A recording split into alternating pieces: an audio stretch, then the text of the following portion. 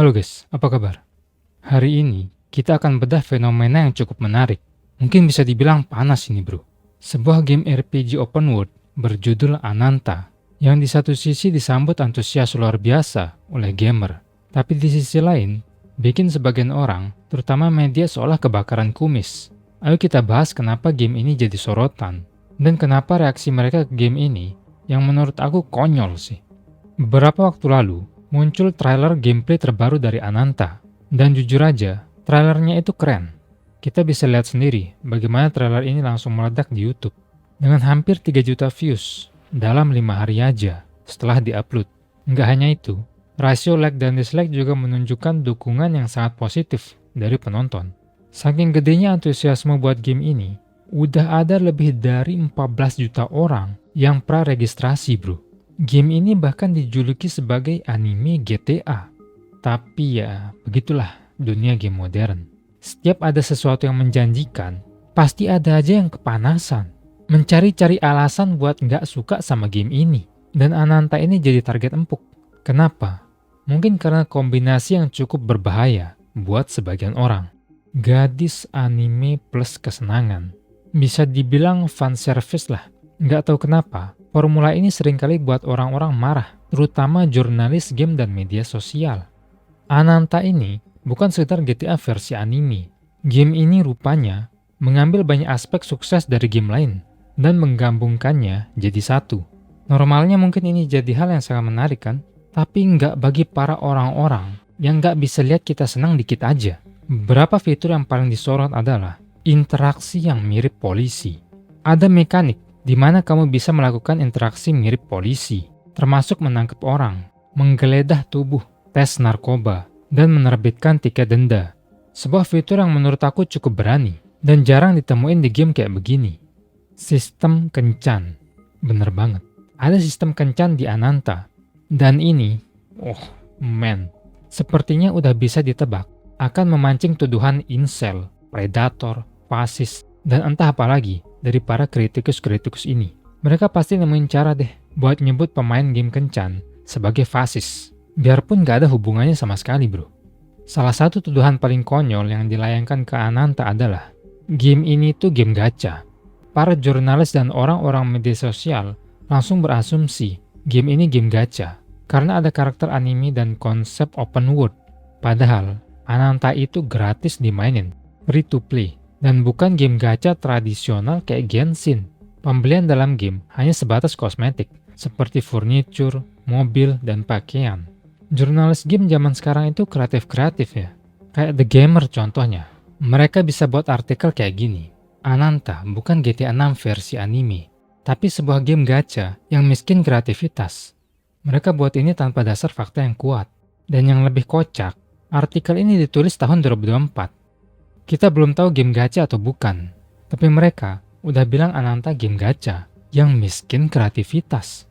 Judul ini bahkan belum diedit. Ya seenaknya aja udah mereka buat berita. Kontroversi nggak berhenti di situ. Ada juga tuduhan bahwa Ananta menjiplak mekanik berayun dan parkour dari game Spider-Man, milik Insomniac Games. Ada postingan viral di Twitter dengan 27.000 likes dan hampir 7 juta views yang bilang, game yang terlihat seperti, "Hey Insomniac, boleh aku menyontek PR-mu? Bagaimana bisa game-game gacha ini lolos begitu aja setelah menjiplak Spider-Man secara mentah-mentah? Bukannya mau bilang mekanik berayun tidak boleh dibuat, tapi ini benar-benar animasi dari Spider-Man 2. Para pengacara Sony saat melihat rekaman gameplay Ananta yang baru. Kamu pasti bercanda. Terus ada yang bales, "Saya harap Insomniac menuntut mereka habis-habisan." Menurut aku, semua tuduhan ini sangat bodoh. Karena apa? Karena trailer gameplay resmi Ananta ini diterbitkan di YouTube-nya PlayStation. Kalau Sony punya masalah dengan game ini, kenapa mereka malah ngedukung dan promosiin gamenya? Ini orang-orang yang komentar pernah berpikir nggak sih? Insomniac Games itu punyanya Sony, dan NetEase, penerbit Ananta, juga bermitra dekat dengan Sony dan Marvel. Bahkan NetEase memproduksi game Marvel populer kayak Marvel Rivals. Jadi kalau ada masalah hak cipta, Sony pasti udah nuntut lah bro. Sangat mungkin Sony justru ngasih izin eksplisit ke NetEase. Bahkan mungkin minta pengembang Insomniac untuk membantu pembuatan Ananta. Ini adalah contoh penjilat Sony yang gak masuk akal. Menginginkan Sony atau Insomniac menuntut Ananta itu konyol dan merugikan diri sendiri, terutama ketika ada hasil positif dari collab ini. Disinilah letak kemunafikan mereka. Mereka yang merengek soal Ananta, kemungkinan besar adalah orang yang sama yang mengutuk gugatan Nintendo terhadap Palworld. Ingat, Palworld juga dituduh mengambil banyak inspirasi dari Pokemon. Dan media seperti The Gamer bahkan menempatkan Palworld di posisi pertama game open world terbaik di tahun 2024. Lah, mereka ngedukung penjiplakan di satu sisi, tapi mengutuknya di sisi lain. Ini adalah contoh munafik yang sangat jelas.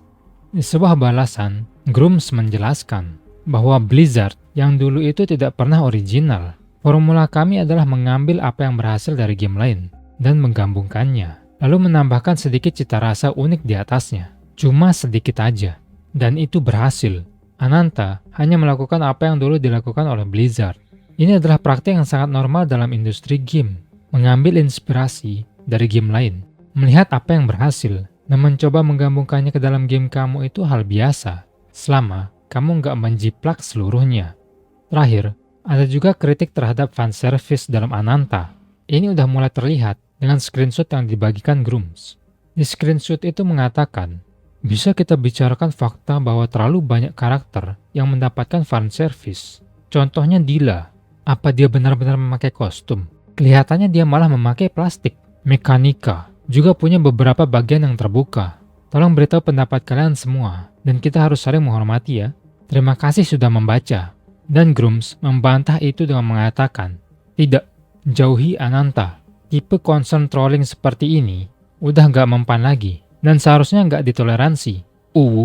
Concern trolling itu pura-pura peduli cuma untuk memprovokasi.